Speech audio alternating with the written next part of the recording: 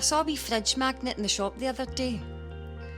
To the world you may be just a mum, but to me you are the world. Know who didn't write that? Wayne. The job of a mother is great, but it's not a job. A job has working conditions, pension contributions, annual leave. Meanwhile, a ma gets diarrhea, vomit and suspicious socks found under her boy's bed that you'd only pick up with tongs. Don't get me wrong. I know I'm appreciated. My three show me every Mother's Day with a smattering of cards for the pound shop and lovely, well thought out gifts. This year, Jenny sponsored an avocado tree on my behalf, which was nice, but a wee box of matchsticks wouldn't have went amiss either. And Drew didn't even send a card. He sent me a WhatsApp gift saying, "Mas are the best." A gift. But that's all we can really expect, isn't it? Never mind that us, the parents, have spent every waking minute, every sleeping second worrying about them. That's never the person I thought I'd end up. Never. Before Jenny, I was wild. Couple of bottles of white cider where the shows were in town and I'd be, well, doing stuff that if any of my lot even considered, I'd break their legs. That all changed though. All it took was a couple of blue lines on a pregnancy test and single ma at 18. Folk looked at me with big sympathetic eyes. Oh, that wee lassie's life ruined 'cause she's having a wean. But inside I was like, nah, this is good. Why do folk never warn you about the second wean? See all the stuff you've learned with the first? Bin that. 'Cause the second doesn't play by any of their rules. Oh aye, Drew slept, but only if I was in the cot beside him.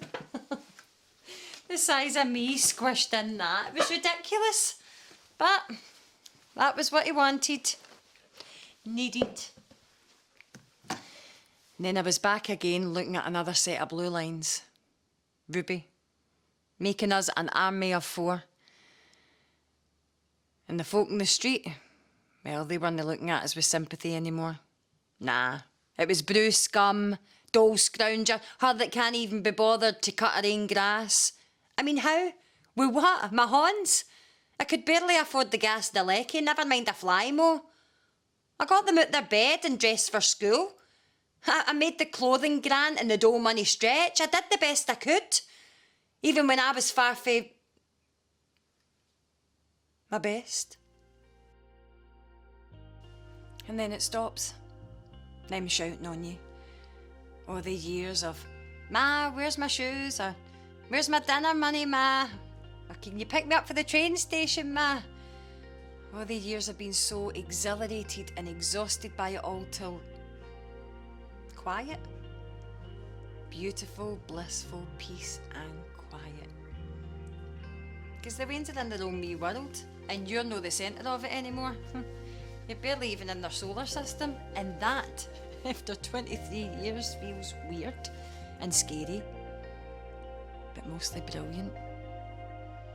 This big world all stretched out in front of you, full of millions of tiny wee choices that are nothing to do with anybody else but you. What you want, what you need.